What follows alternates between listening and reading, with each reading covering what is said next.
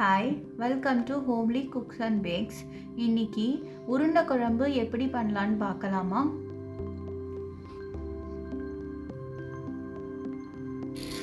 ஒரு கப் கடலைப்பருப்பு 100 to 110 grams இருக்கும். 4-5 வரமிளகா உங்கள் காரத்துக்கு ஏற்ற மாதிரி சேர்த்துக்கோங்க.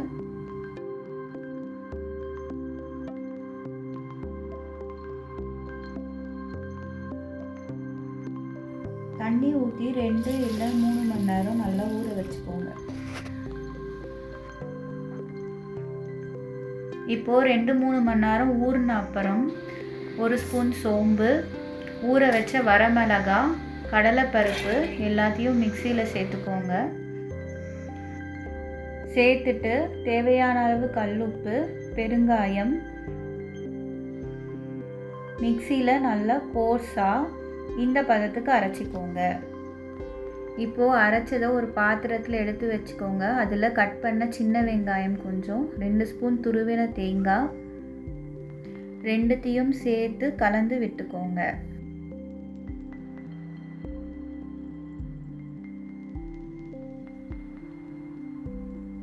இப்போது கிரேவி எப்படி பண்ணுறதுன்னு பார்ப்போம். 10-15 சின்ன வெங்காயம், 4-5 பல் பூண்டு, கருவேப்பிலை, ஒரு தக்காளி கட் பண்ணி வச்சுக்கோங்க.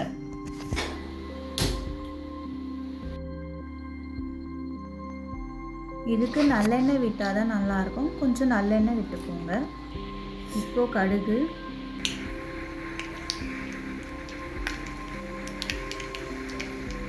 வெந்தயம், கருவேப்பிலை,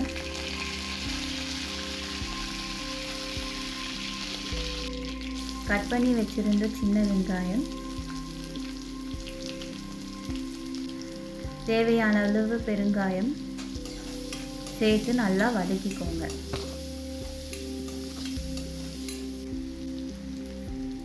இப்போது வெங்காயம் வதங்கின அப்புறம் தக்காளி சேர்த்துக்கோங்க.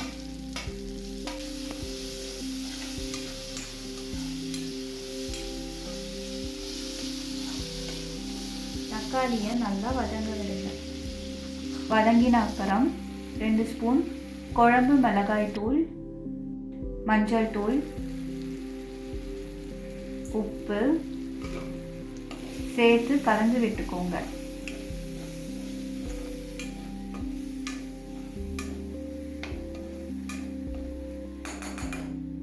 $30 minutes ஊற வச்ச புளி தண்ணியை இதில் சேர்த்து நல்லா கலந்து விட்டுக்கோங்க.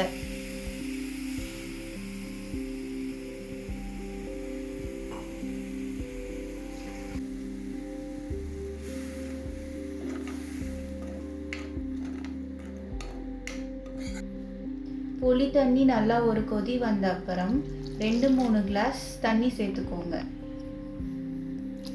இந்த கிரேவிக்கு கொஞ்சம் நல்லா தண்ணி விட்டுக்கோங்க. அப்போ தான் உருண்டை நல்லா வேகும். நாம் அரைச்சி வச்ச மாவை சின்ன சின்ன உருண்டைகளாக புரிச்சு வச்சுக்கோங்க.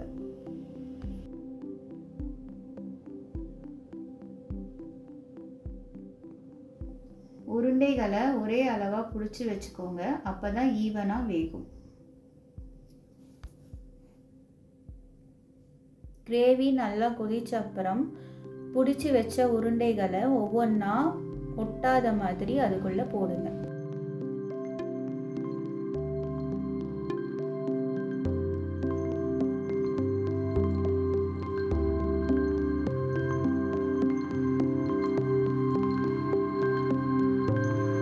பாத்திரத்தை மூடி உருண்டைகளை நல்லா வேக